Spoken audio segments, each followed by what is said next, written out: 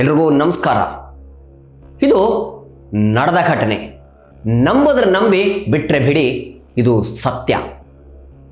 ಅಸ್ಸಾಮದಲ್ಲಿ ನಡೆದ ಘಟನೆ. ಇಬ್ರು ಗಂಡ ಹೆಂಡತಿ ಅಸ್ಸಾಮದಲ್ಲಿ ಒಂದು ಹೊಸ ಸಂಸಾರವನ್ನ ಪ್ರಾರಂಭಿಸಿದ್ರು. ಮದುವೆಯಾಗಿ 1.5 ವರ್ಷ. ಹೆಂಡತಿ ಪ್ರೆಗ್ನೆಂಟ್. ಹೀಗಿದ್ದಾಗ ಗಂಡ ಕ್ಯಾಬ್ ಓಡಿಸ್ತಾ ಇದ್ದಂತೆ. ಒಂದಿನ ಏನಾಯ್ತು, ಹೀಗೆ ಇವನು ಟ್ರಿಪ್ಗಳು ಹೋದರೆ 2 ದಿವಸ 3 ದಿವಸ ಒಂದೊಂದು ವಾರ ಬರ್ತಾ ಇರಲಿಲ್ಲ. ಸೊ ಇವನು ಹತ್ತಿರದಲ್ಲಿ ಯಾವಾಗಾದ್ರೂ ಟ್ರಿಪ್ ಇದ್ದಾಗ ಮನೆಗೆ ಬರೋದು ಹೋಗೋದು ಹೀಗೆಲ್ಲ ಮಾಡ್ತಾ ಇದ್ದಂತೆ. ಆದರೆ ಒಂದು ದಿನ ಏನಾಯ್ತು, ಹೆಂಡತಿಗೆ 7 ತಿಂಗಳು, ಇನ್ನು 2 ತಿಂಗಳು ಬಾಕಿ ಇತ್ತು. ಹೀಗಿದ್ದಾಗ ಇವನು ಕ್ಯಾಬ್ ಓಡಿಸ್ತಾ ಇದ್ದ ತನ್ನ ಗಂಡ ಅವಾಗವಾಗ ಹೆಂಡತಿಗೆ ಫೋನ್ ಮಾಡಿ ವಿಚಾರಿಸೋದು. ಸೊ ಊರಿಗೆ ಬಂದಿದ್ದೀನಿ, ಏನಾದರೂ ಬೇಕಾ, ಏನಾದರೂ ತರಬೇಕಾ, ಹಣ್ಣು ಬೇಕಾ, ಏನಾದರೂ ಬೇಕಾ ಅಂದರೆ ಹೆಂಡತಿಗೆ, ಯಾಕಂದರೆ ಗರ್ಭಿಣಿ ಇದ್ಲು. ಸೊ ಅವಳು ಬೇಕಲ್ವ, ಅವ್ರು ಏನಾದರೂ ಕೇಳಬೇಕಲ್ವ, ಅವ್ರಿಗೆ ಏನಾದರೂ ಬೇಕಾ, ಏನು ಆಸೆ ಆಕಾಂಕ್ಷೆಗಳು ಇದ್ದೇ ಇರ್ತವೆ. ಸೊ ಹೀಗಿದ್ದಾಗ ಅವಳು ಪ್ರತಿದಿನ ಫೋನ್ ಮಾಡಿದಾಗ ಅವಳು ಒಂದೊಂದು ಹೇಳೋಳು, ಈ ಊರಿಗೆ ಹೋಗಿದ್ರೆ ಇದನ್ನು ತೊಗೊಂಡು ಬನ್ನಿ, ಎಲ್ಲೋ ಹೋಗಿದ್ದಾನೆ, ಬಿಹಾರ್ಗೆ ಹೋಗಿದ್ದಾರೆ, ಅಲ್ಲೇನೋ ಒಂದು ತೊಗೊಂಡು ಬನ್ನಿ. ಸೊ ಈ ಥರದ್ದು ಪ್ರತಿದಿನ ಅವಳು ಹೇಳ್ತಾನೆ ಇದ್ಲಂತೆ ಗಂಡನಿಗೆ. ಸೊ ಹೀಗಾಯಿತು, 1 ತಿಂಗಳು 2 ತಿಂಗಳು ಕಳೀತು ಮತ್ತು 9ನೇ ತಿಂಗಳಿಗೆ ಬಂತು. ಸೊ ಅವಾಗ ಡೆಲಿವರಿ ಡೇಟ್ ಅಂತ ಏನೋ ಕೊಡ್ತಾನೆ ಡಾಕ್ಟ್ರು. ಸೊ ಇವರು ಡಾಕ್ಟ್ರಿಗೆ ಅವಾಗ, ಆದರೆ ಅವ್ರು ಇರೋ ಊರಲ್ಲಿ ಯಾವ ಹಾಸ್ಪಿಟ್ಲು ಇರಲಿಲ್ಲ. ಇದು ಜ್ಞಾಪಕ ಇಟ್ಕೊಳ್ಳಿ, ಆ ಊರಲ್ಲಿ ಯಾವ ಹಾಸ್ಪಿಟ್ಲು ಕೂಡ ಇರಲಿಲ್ಲ. ಒಂದು ಹಾಸ್ಪಿಟ್ಲು ಇರಲಿಲ್ಲ ಆ ಊರಲ್ಲಿ. ಅವರು ಆ ಊರಿಂದ 22 ಕಿಲೋಮೀಟರ್ ದೂರ ಹೋಗಬೇಕಾಗಿತ್ತು. ಅವ್ರು ಇದ್ದಿದ್ದು ಹಳ್ಳಿ ಅಸ್ಸಾಮದಲ್ಲಿ. ಸೊ ಅಲ್ಲಿಂದ ಅವರು ಸಿಟಿಗೆ ಹೋಗ್ಬೇಕಂದ್ರೆ 22 ಕಿಲೋಮೀಟರ್ ಹಾಸ್ಪಿಟ್ಲು. ಸೊ ಅದಕ್ಕೆ ಗಂಡ ಅವಾಗ ಎಚ್ಚರಿಸ್ತಾ ಇದ್ದಂತೆ. ಏನಂತ ಎಚ್ಚರಿಸ್ತಾ ಇದ್ದ, ನಿನಗೇನಾದರೂ ಹೊಟ್ಟೆ ನೋವು ಬಂದರೆ ನನಗೆ ಇಮಿಡಿಯೇಟಾಗಿ ಫೋನ್ ಮಾಡು ಅಂತ. ನನ್ನ ಸ್ನೇಹಿತ ಇದ್ದಾನೆ, ನನ್ನ ಸ್ನೇಹಿತ ಇಲ್ಲೇ ಇರೋದು, ಅದೇ ಊರಲ್ಲೇ ಇದ್ದಾರೆ, ಅವ್ರು ನೆಂಟರಿದ್ದಾರೆ. ಸೊ ಅವ್ರಿಗೆ ಯಾರಿಗಾದ್ರೂ ನಾನು ಹೇಳ್ತೀನಿ. ಆದರೆ ಅವ್ರ ಹತ್ರ ಯಾರ ಹತ್ರ ಕಾರುಗಳಿಲ್ಲ. ಅವನು ಸ್ನೇಹಿತನ ಹತ್ರ ಇದ್ದಿದ್ದು ಬೈಕು. ಸೊ ಡೆಲಿವರಿದೇನಾದರೂ ತೊಂದರೆ ಆದರೆ ಹೇಗೆ ಬೈಕಲ್ಲಿ ಹೋಗೋಕ್ಕೆ ಸಾಧ್ಯ? ಯಾಕಂದರೆ ಅವರು ಒಂದು ಕಾರ್ ಬುಕ್ ಮಾಡಬೇಕು, ಇಲ್ಲಾಂದರೆ ಬಸ್ಸಲ್ಲಿ ಹೋಗಬೇಕಾಯಿತು. ಬಸ್ಸು ಟೈಮ್ ಸರಿಯಾಗಿ ಬರ್ತಾ ಇರಲಿಲ್ಲ ಆ ಊರಲ್ಲಿ. ಹೀಗಿದ್ದಾಗ ಇವನೇನು ಮಾಡ್ದ, ಒಂದು ಸತಿ ಯಾವುದೋ ಊರಿಗೆ ಪ್ರಯಾಣ ಮಾಡಿದ್ನಂತೆ, ಬೇರೆ ಊರಿಗೆ, ದೂರದ ಊರಿಗೆ ಪ್ರಯಾಣ ಮಾಡಿದ್ದ. ಅಲ್ಲಿಂದ 150 ಕಿಲೋಮೀಟರ್ ದೂರ. ಪ್ರತಿದಿನ ಹಿಂಗೆ ಮಾಡ್ತಾ ಇದ್ದ. ಸೊ ಗಂಡ ಹೆಂಡತಿ ಇಬ್ಬರು ಜೀವನ ನಡೀತಾ ಇತ್ತು. ಸೊ ರಜಾ ಬಂದಾಗ ಇವನ ಮನೆಯಲ್ಲಿ ರಜಾ ಹಾಕ್ಬಿಟ್ಟು ಹೆಂಡ್ತಿನ ದೇವಸ್ಥಾನಕ್ಕೆ ಕರ್ಕೊಂಡು ಹೋಗೋದು, ಸಿನಿಮಾ ಕರ್ಕೊಂಡು ಹೋಗೋದು, ಹೋಟ್ಲಿಗೆ ಕರ್ಕೊಂಡು ಹೋಗಿ ಊಟ ಮಾಡಿಸೋದು, ಹೀಗೆಲ್ಲ ಮಾಡ್ತಾ ಇದ್ದ. ಆದರೆ ಇವರು ಆ ಊರಿಗೆ ಬಂದು ಹೊಸದಾಗಿ ಬಂದಿದ್ದಂಥವ್ರು. ಇವರು ಆ ಊರಿಗೆ ಹೊಸದಾಗಿ ಬಂದಿದ್ರು ಮದುವೆಯಾಗಿ ಅಸ್ಸಾಮದಲ್ಲಿ. ಅವ್ರು ನೆಂಟರಿರೋ ಜಾಗಕ್ಕೆ ಬಂದು ಇದ್ದಂಥವ್ರು. ಇವರು ಇದ್ದಿದ್ದು ಬಾಂಬೆಯಲ್ಲಿ. ಸೊ ಮದುವೆಯಾಗಿ ಅಸ್ಸಾಮಕ್ಕೆ ಬಂದಿದ್ರು.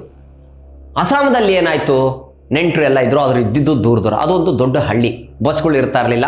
ಸರಿಯಾಗಿ ಕ್ಯಾಬ್ ಬುಕ್ ಮಾಡೋದು, ಈಗ ನಮ್ಗೆ ಇಲ್ಲೆಲ್ಲ ಹ್ಯಾಕ್ ಫೆಸಿಲಿಟಿ ಇದೆಯೋ, ಈಗ ನಾವು ಫೋನಲ್ಲಿ ಹೆಂಗೆ ಬುಕ್ ಮಾಡ್ತೀವೋ ಅಲ್ಲಿ ಹಂಗೆ ಮಾಡೋಕ್ಕಾಗೋದಿಲ್ಲ. ಯಾರಾದರೂ ಒಂದು ಟ್ರಾವೆಲ್ಸ್ ನಂಬರೋ ಏನೋ ಒಂದು ಬುಕ್ಕಿಂಗೋ ಆ ಥರ ಏನಾದರೂ ಇದ್ದಾಗ ಮಾತ್ರ ಅವ್ರು ಕರೆ ಮಾಡೋಕ್ಕೆ ಸಾಧ್ಯ. ಯಾಕಂದರೆ ಅದು ಹಳ್ಳಿ ಇರೋದ್ರಿಂದ ಅಲ್ಲಿ ಆ ಥರ ಫೆಸಿಲಿಟಿಗಳು ಇರಲಿಲ್ಲ. ಕಾರ್ ಬೇಕು ಅಂದರೂ ಒಂದು ನಂಬರ್ಗಳು ಕೊಟ್ಟಿರ್ತಾರೆ, ಈ ಊರಲ್ಲಿ ಈ ಥರ ಒಂದು ಕಾರ್ ಸಿಗುತ್ತೆ, ನೀವೆಲ್ಲಾದ್ರೂ ಹೋಗ್ಬೇಕಂದ್ರೆ ಟ್ರಾವೆಲ್ಸು ಈ ಥರ ಒಂದು ಫೋನ್ ಬುಕ್ ಮಾಡ್ಬೋದು ಆ ಟ್ರಾವೆಲ್ಸಲ್ಲಿ. ಹಾಗಿತ್ತು. ಹೀಗಿದ್ದಾಗ ಏನಾಯಿತು, ಇವನು ಒಂದು ಸತಿ 150 ಕಿಲೋಮೀಟ್ರ್ ದೂರ ಊರಿಗೆ ಹೋಗ್ಬಿಟ್ಟ ಗಂಡ. ಹೆಂಡತಿಗೆ ರಾತ್ರಿ ಇದ್ದಕ್ಕಿದ್ದಾಗೆ ರಾತ್ರಿ 2 ಗಂಟೆಯಲ್ಲಿ ಆಗಿದ್ದಾದರೂ ಏನು, ಎಸ್ ಹೇಳ್ತೀನಿ. ರಾತ್ರಿ 2 ಗಂಟೆಯಲ್ಲಿ ಹೆಂಡತಿಗೆ ಹೊಟ್ಟೆ ನೋವು ಬಂದುಬಿಟ್ಟಿದೆ. ಅವನ ಹೆಂಡತಿಗೆ ಹೊಟ್ಟೆ ನೋವು ಬಂದಿದೆ, ಹೆರಿಗೆ ನೋವು ಬಂದಿದೆ. ಆವಾಗ ಅವಳು ಏನು ಮಾಡಿದ್ಲು, ಫೋನ್ ಹೊಡೆದು ಅದು ನಾಟ್ ರೀಚಬಲ್ ಬಂದ್ಬಿಡ್ತು ಗಂಡದ್ದು. ಯಾಕಂದರೆ ಔಟ್ ಆಫ್ ಸ್ಟೇಷನ್ ಹೋಗಿದ್ದಾನೆ, 22 ಕಿಲೋಮೀಟರ್ ಆಚೆನೇ ಹೋಗ್ಬೇಕು. ಅವ್ರು ಎಲ್ಲೇ ಹೋದ್ರು, ಟ್ರಾವೆಲ್ಸ್ಗೆ ಎಲ್ಲಾದ್ರೂ ಹೋದರೆ ಅವ್ನು ಓಡಿಸೋಂಥ ಗಾಡಿ, ಯಾಕಂದರೆ ಅವನು ಟ್ರಾವೆಲ್ಸಲ್ಲೇ ಕೆಲಸ ಮಾಡ್ತಾ ಇದ್ದಿದ್ದು. ಸೊ ಹೀಗಾಗಿ ಏನಾಯಿತು, ಒಂದು ಸತಿ ಇವ್ನು ಟ್ರಾವೆಲ್ಸಲ್ಲಿ ಆಚೆ ಹೋದಾಗ 22 ಕಿಲೋಮೀಟರ್ ಹೋಗಿದ್ನೋ 150 ಕಿಲೋಮೀಟರ್ ಹೋಗಿದ್ನೋ, ಒಟ್ಟಾದ ಆ ಹಳ್ಳಿ ದಾಟಬೇಕಂದ್ರೆ ಅವ್ರು 22 ಕಿಲೋಮೀಟರ್ ದಾಟಿ ಹೋಗ್ಬೇಕು. ಅದಾದಮೇಲೆ 150 ಕಿಲೋಮೀಟರ್ ಅಂದ್ರೂ 170-180 ಕಿಲೋಮೀಟರ್ ಆಯಿತು ಅಲ್ವಾ. ಒಂದು ದಿನ ಏನಾಯಿತು, ಅವಳು ಹೆರಿಗೆ ನೋವು ಅಂತ ಫೋನ್ ಮಾಡಿದಾಗ ನಾಟ್ ರೀಚಬಲ್ ಬಂತು. ಪ್ರಯತ್ನ ಮಾಡಿದ್ಲು. ರಾತ್ರಿ 3 ಗಂಟೆಗೆ ಗಂಡನ ಫೋನು ಸಿಕ್ತು. ಅವನೇ ಫೋನ್ ಮಾಡ್ದ ವಾಪಸ್ಸು. ಫೋನ್ ಮಾಡಿ, ನನಗೆ ಮಿಸ್ ಕಾಲ್ ಬಂದಿದೆ, ಏನು ಅಂತ. ನನಗೆ ಹೊಟ್ಟೆ ನೋವು ಬಂದಿದೆ ತುಂಬ, ಆಗಲೇ 1 ಅವರ್ ಆಗೋಯ್ತು ನನ್ನ ಹೊಟ್ಟೆ ನೋವು. ಇವನಿಗೆ ಏನು ಮಾಡ್ಬೇಕು ಅನ್ನೋದು ಗೊತ್ತಾಗಿಲ್ಲ. ಸಾಯ್ತು, ತಡ್ಕೋ ಹೇಗಾದ್ರೂ ತಡ್ಕೋ, ನಾನು ಬರ್ತೀನಿ ಅಂತ ಹೇಳ್ದ. ಇವನೇನು ಮಾಡ್ದ, ಅಲ್ಲೇ ಹೇಳಿ, ಅಲ್ಲಿ ಹೋದಂಥ ಪ್ಯಾಸೆಂಜರ್ಗೆ ಹೇಳಿ ರಿಕ್ವೆಸ್ಟ್ ಮಾಡಿಕೊಂಡು ಕೈ ಮುಗಿದು, ನನ್ನ ಹೆಂಡತಿ ಈ ಥರ ಇದೆ, ಎಮರ್ಜೆನ್ಸಿ ಇದೆ, ನಾನು ಹೋಗಿ. ಅವನು 150 ಕಿಲೋ ಆಚೆ ಹೋಗಿದ್ದಂತೆ. ಸೊ ರಾತ್ರಿ 2 ಗಂಟೆಯಲ್ಲಿ ಹೊಟ್ಟೆ ನೋವು. ಇವನು ಅಲ್ಲಿಂದ 1-2 ಅವರ್ 3 ಅವರ್ ಬೇಕೇ ಬೇಕು. ಹೆಂಗೋ ಎದ್ದು ಬಿದ್ದು ಕಾರ್ಗೆ ತೊಗೊಂಡು ಅಲ್ಲಿಂದ ಬಂದು ಮನೆಗೆ ಸೇರಿಕೊಂಡ. ಹೆಂಡ್ತಿಗೆ ನೋಡ್ದ. ಬೆಳಿಗ್ಗೆ ಹತ್ರ ಒಂದು 5 ಗಂಟೆ 5:15 ಆಗಿತ್ತು. ಸೊ ಮಧ್ಯರಾತ್ರಿ ಇವನು ಇಲ್ಲಿಂದ ಮತ್ತೆ ದೂರ ಹೋಗಬೇಕು ಸಿಟಿಗೆ, ನಿಮ್ಗೆ ಗೊತ್ತಿರೋ ಪ್ರಕಾರ, ಕರೆಕ್ಟ್ ಅಲ್ವಾ? ಸೊ ಹೀಗಾಗಿ ಇವನೇನು ಮಾಡ್ದ, ಅಲ್ಲಿಂದ ಪ್ರಯಾಣ ಶುರು ಮಾಡಿದಂತೆ. ಮಧ್ಯರಾತ್ರಿಯಲ್ಲಿ ಇವನು ಸಿಟಿ ಸೇರ್ಕೊಳ್ಳೋದು ದೂರ ಅಲ್ವಾ, ಸೊ ಹಾಗೆ ಹೋಗಬೇಕಾದ್ರೆ ಒಂದು ಕಡೆ ಆಸ್ಪತ್ರೆಗೆ ದಾರಿ ಅಂತ ಒಂದು ತೋರಿಸಿತ್ತು. ಇದು ಯಾವುದೋ ಹೊಸ ಆಸ್ಪತ್ರೆ ಇರಬೇಕು ಅಂದ್ಕೊಂಡಂತ ಇವನು ರಾತ್ರಿ ಯಾವಾಗ ಒಂದು 3 ಗಂಟೆ 4 ಗಂಟೆಯಲ್ಲಿ ಇವನು ಬಂದಾಗ ಒಂದು ಆಸ್ಪತ್ರೆಗೆ ದಾರಿ ಅಂತ ತೋರಿಸಿತ್ತು. ಯಾಕಂದರೆ ಇವರು ಹೇಳೋ ಪ್ರಕಾರ ಅಲ್ಲಿ ಯಾವುದೋ ಹಾಸ್ಪಿಟ್ಲ್ಗಳು ಇರಲಿಲ್ಲ ಆ ಏರಿಯಾದಲ್ಲಿ. ಇವನು ಊರಿಂದ ಆಚೆ ಹೋದಾಗ ಅಲ್ಲಿಂದ ಒಂದು 50-60 ಕಿಲೋಮೀಟರ್ ಹೋದ್ಮೇಲೆ ಆಸ್ಪತ್ರೆಗೆ ದಾರಿ ಅಂತ ತೋರಿಸಿತ್ತು. ಇವನು ಸರಿ ಆಯಿತು ಅಂತ ಅಲ್ಲಿಗೆ ಹೋದಂತೆ ಹೆಂಡ್ತಿನ ಕರ್ಕೊಂಡು. ಅಲ್ಲಿ ಆಸ್ಪತ್ರೆ ಒಳಗಡೆ ಹೋಗಿ ನೋಡಿದ್ರೆ ಯಾರೂ ಇರಲಿಲ್ಲ, ನಿಶಬ್ದವಾಗಿತ್ತು ಆಸ್ಪತ್ರೆ. ನಿಶಬ್ದ ಆದರೆ ನಿಶಬ್ದ. ಒಂದು ನರ್ಸ್ ಕಾಣಿಸಿಲ್ಲ, ಯಾರೂ ಇಲ್ಲ, ಡಾಕ್ಟರ್ ಇಲ್ಲ. ಹೊರಗಡೆ ಒಂದು ಆ್ಯಂಬುಲೆನ್ಸ್ ನಿಂತ್ಕೊಂಡಿದೆ, ಒಂದು ಯಾವುದೋ ಹಳೆ ಕಾರ್ಗಳು ಒಂದೆರಡು ನಿಂತ್ಕೊಂಡಿದೆ. ಒಳಗಡೆ ಹೋಗಿ ಇವನು ಯಾರಾದರೂ ಇದ್ದೀರಾ ನನ್ನ ಹೆಂಡತಿಗೆ ಹೊಟ್ಟೆ ನೋವು ಅಂದಂತೆ ಕಾರಲ್ಲಿ ಕರ್ಕೊಂಡು ಹೋಗ್ಬಿಟ್ಟು ಯಾರೂ ಬರಲಿಲ್ಲ. ಕಡೆ ಒಬ್ಬಳು ನರ್ಸು ಆ ಕಡೆಯಿಂದ ಬಾಗಿಲು ತೆಗೆದು ಬಂದ್ಲಂತೆ. ಯಾಕೆ ಏನಾಯಿತು ಅಂತ ಕೇಳಿದ್ಲಂತೆ. ಅವಳು ಮಾತಾಡೋ ರೀತಿ ವಿಚಿತ್ರವಾಗಿತ್ತು. ಯಾಕೆ ಏನಾಯಿತು, ಕೂಗಬೇಡಿ, ಹಾಸ್ಪಿಟ್ಲಿದು, ಇಲ್ಲೆಲ್ಲ ಪೇಷಂಟ್ಗಳು ಇರ್ತಾರೆ ಅನ್ನಂತೆ. ಇಲ್ಲ ದಯವಿಟ್ಟು ಬೇಜಾರು ಮಾಡ್ಕೊಬೇಡಿ, ನನ್ನ ಹೆಂಡತಿಗೆ ಹೊಟ್ಟೆ ನೋವಿದೆ, ಎಮರ್ಜೆನ್ಸಿ. ಸರಿ ಆಯಿತು ಕರ್ಕೊಂಬನ್ನಿ ಅನ್ನಂತೆ. ಸ್ಟ್ರಕ್ಚರ್ ತೊಗೊಂಬಂದು ಅದ್ರ ಮೇಲೆ ಮಲಗಿಸ್ಕೊಂಡು ಆಪ್ರೇಷನ್ ಥಿಯೇಟ್ರ್ ಒಳಗಡೆ. ಡಾಕ್ಟ್ರ್ ಯಾರು ಇಲ್ವಾ? ಎಮರ್ಜೆನ್ಸಿ ಅಂದರೆ ನಾನು ಮಾಡ್ತೀನಿ, ಡಾಕ್ಟ್ರ್ ಬರೋರು ಕಾಯ್ತೀರಂದ್ರೆ ಹಂಗಾರೆ ಕಾಯಿರಿ ಬೆಳಿಗ್ಗೆವರೆಗೂ ಅನ್ನಂತೆ. ಅವನು ಬೇಡ ಪರವಾಗಿಲ್ಲ ಆಯಿತು ಕರ್ಕೊಂಡು ಹೋಗಿ ಅನ್ನಂತೆ. ಅವನು ಆಪ್ರೇಷನ್ ಥಿಯೇಟ್ರ್ ಎದುರುಗಡೆ ಕುತ್ಕೊಂಡ ಚೇರ್ ಹಾಕ್ಕೊಂಡು. ಅವ್ರು ಬಂದಿದ್ದು ಸುಮಾರು 5 ಗಂಟೆ 5 ಕಾಲ ಆಗಿತ್ತು, 5:15 ಆಗಿರ್ಬೋದು. ಸರಿ ಕಾಯ್ದ ಕೂತ್ಕೊಂಡ. ಬೆಳಿಗ್ಗೆ 7 ಗಂಟೆ ಆಯಿತು, 8 ಗಂಟೆ ಆಯಿತು, 9 ಗಂಟೆ ಆದರೂ ಯಾರೂ ಇಲ್ಲ ಅಲ್ಲಿ. ಒಳಗಡೆ ಆಪ್ರೇಷನ್ ಥಿಯೇಟ್ರ್ ಕರ್ಕೊಂಡು ಹೋದವಳು ಬರಲೇ ಇಲ್ಲ. ಹೆರಿಗೆಗಂತ ಹೋದವಳು ಹೆಂಡತಿ ಹೊರಗೆ ಬಂದಿಲ್ಲ ಇನ್ನು. ಇವನು ಎಮರ್ಜೆನ್ಸಿ ಥಿಯೇಟ್ರ್ ಹತ್ರ ಕಾಯ್ತಾ ಇದ್ದಾನೆ. ಕಡೆಗೆ ಅಲ್ಲಿ ಒಂದಿಬ್ಬರು ಡಾಕ್ಟ್ರು, ಒಂದು 3-4 ಜನ ನರ್ಸ್ಗಳು ಆ ಕಡೆಯಿಂದ ನಡ್ಕೊಂಡು ಕಾರಿಂದ ಬಂದು ಇಳಿದು, ಯಾರು ಕಾಯ್ತಾ ಇದ್ದೀರಾ ನೀವು ಅಂತ ಕೇಳಿದ್ರಂತೆ.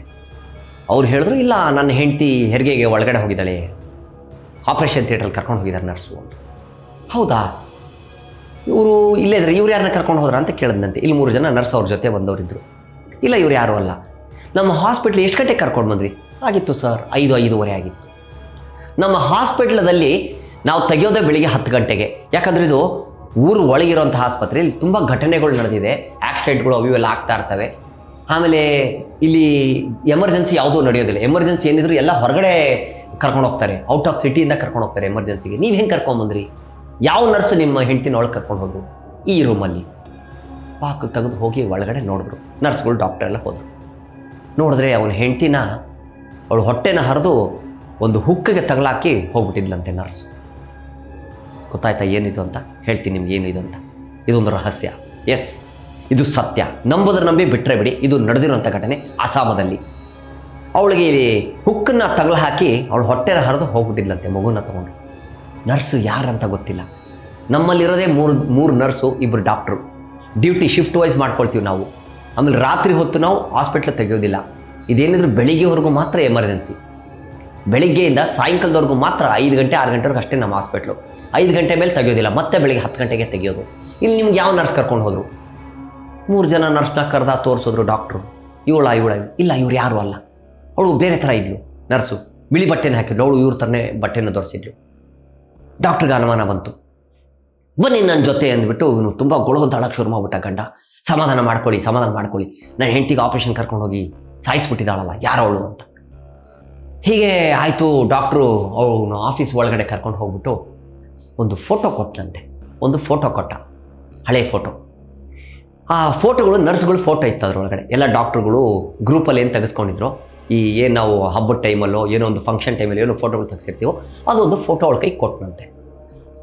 ಕೊಟ್ಟ ಮೇಲೆ ಆ ಫೋಟೋನ ತೋರಿಸೋದಂತೆ, ಇದ್ರೊಳಗಡೆ ಯಾರು ನೋಡಿ ಅಂತ ಹೇಳ್ದ.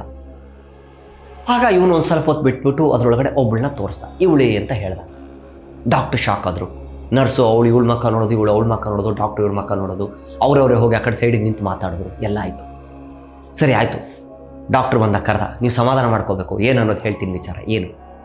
ನೀವು ಇಲ್ಲಿ ಯಾವ ನರ್ಸ್ನ ಫೋಟೋನ ತೋರಿಸಿದ್ರೋ, ಇವಳನ್ನ ತೋರಿಸಿದ್ರೋ, ಅವಳು ಬದುಕಿಲ್ಲ. ಇದೇ ಹಾಸ್ಪಿಟ್ಲಲ್ಲಿ 20 ವರ್ಷದ ಹಿಂದೆ ಅವಳು ಸೂಸೈಡ್ ಮಾಡ್ಕೊಂಡಿದ್ಲು, ಆತ್ಮಹತ್ಯೆ ಮಾಡ್ಕೊಂಡಿದ್ಲು ಲವ್ ಕೇಸಲ್ಲಿ. ಇಲ್ಲಿರೋ ಒಬ್ಬನ್ನೇ ಲವ್ ಮಾಡಿಬಿಟ್ಟು ಲವ್ ಕೇಸ್ ಆಗದಿರ ಅವರಿಬ್ಬರು ಸಕ್ಸಸ್ ಆಗದಿರ ಅವ್ನು ಮೋಸ ಮಾಡಿ ಹೋದ ಅಂತ ಅವಳು ಸೂಸೈಡ್ ಮಾಡ್ಕೊಂಡಿದ್ಲು. ಇದೇ ಹಾಸ್ಪಿಟ್ಲಲ್ಲಿ ಸೂಸೈಡ್ ಮಾಡ್ಕೊಂಡಿದ್ಲು. ಇಲ್ಲಿರೋ ಒಬ್ಬನ್ನ ಪ್ರೀತಿಸ್ತಾ ಇದ್ಲು ಅವಳು. ಡಾಕ್ಟ್ರನ್ನೇ ಪ್ರೀತಿಸೋಕ್ಕೆ ಶುರು ಮಾಡಿಬಿಟ್ಟಿದ್ಲು. ಪ್ರೀತಿ ಅವಳು ಒಪ್ಕೊಳ್ಳಿಲ್ಲ. ಅವನು ಮದುವೆ ಆಗಿತ್ತು ಅವನಿಗೆ, ಡಾಕ್ಟ್ರಿಗೆ. ಇವಳು ಬೇಡ ಅಂದ್ಬಿಟ್ಟು ಅವನು ಇವಳನ್ನ ಬಿಟ್ಬಿಟ್ಟು, ಬೇಡ ಆಗಲ್ಲ ನನ್ನ ಮದುವೆ ಆಗಿದೆ ಅಂಥೇಳಿ ಅವನು ಇಲ್ಲಿ ಬಿಟ್ಟು ಹೋಗ್ಬಿಟ್ಟ ಊರನ್ನ. ರಾತ್ರಿ ಓಡೋಗ್ಬಿಟ್ಟ. ಇವಳು ಬೇಜಾರಾಗಿ ನೊಂದು ಬೆಂದು ಸೂಸೈಡ್ ಮಾಡ್ಕೊಂಡ್ಬಿಟ್ಟಿದ್ಳು ಅದೇ ಹಾಸ್ಪಿಟ್ಲಲ್ಲಿ. ಅವಳ ಆತ್ಮ ಇವಾಗಲೂ ಅಲ್ಲಿ ಓಡಾಡ್ತಾ ಇದೆ. ಆ ಹಾಸ್ಪಿಟ್ಲಿಗೆ ಅಲ್ಲಿ 3 ಜನ ಇವಾಗಲೂ ಬರಲ್ಲ, ಹೊರಗಡೆ ಹೋಗ್ತಾರಂದರೆ ಆ ಹಾಸ್ಪಿಟ್ಲು ಇರೋದೇ ಹಾಗೆ.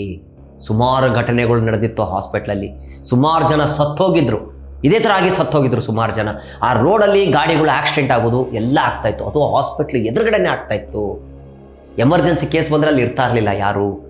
ಇದು ಸುಮಾರು ನಡೆದಿದೆ ಈ ಥರ ಘಟನೆಗಳು, ದಯವಿಟ್ಟು ಕ್ಷಮಿಸಿ ಅಂತ ಹೇಳಿದ್ನಂತೆ.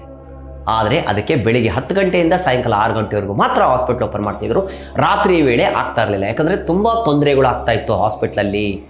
ಆಗಬಾರ್ದೆಲ್ಲ ಆಗ್ತಾಯಿತ್ತು. ನರ್ಸು ಮೈಯಲ್ಲೆಲ್ಲ ಸೇರ್ಕೊಳ್ತಾ ಇದ್ಲು ಅವಳು. ಚಾಕು ಹಿಡ್ಕೊಂಡು ಹೋಗಿ ಹೊಡೆಯಕ್ಕೆ ಹೋಗೋದು ಪೇಷಂಟ್ಗಳನ್ನ, ಈ ಥರದ್ದೆಲ್ಲ ನಡೀತಾ ಇತ್ತು.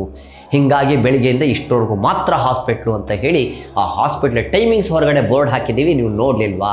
ಬೆಳಿಗ್ಗೆ 10ರಿಂದ 6 ಗಂಟೆ ಮಾತ್ರ, ರಾತ್ರಿ ಏನೇ ಎಮರ್ಜೆನ್ಸಿ ಬಂದರೂ ನಾವು ತಗೊಳ್ಳಲ್ಲ ಅಂತ ಹೇಳಿದ್ರಂತೆ. ಸೊ ಇದು ಅಸ್ಸಾಮದಲ್ಲಿ ನಡೆದಿರುವಂಥ ಘಟನೆ. ಅವಳ ಆತ್ಮ ಇವಾಗಲೂ ಕೂಡ ಆ ಹಾಸ್ಪಿಟ್ಲಲ್ಲಿ ಓಡಾಡ್ತಾ ಇದೆಯಂತೆ. ಇದು ನಡೆದಿರೋ ಘಟನೆ. ನಂಬಿದ್ರೆ ನಂಬಿ, ಬಿಟ್ಟರೆ ಬಿಡಿ, ಇದು ಸತ್ಯ. ಇನ್ನೊಂದು ಇದೇ ಥರ ಕಥೆನ ತಗೊಂಡು ನಿಮ್ಮ ಮುಂದೆ ಬರ್ತೀನಿ.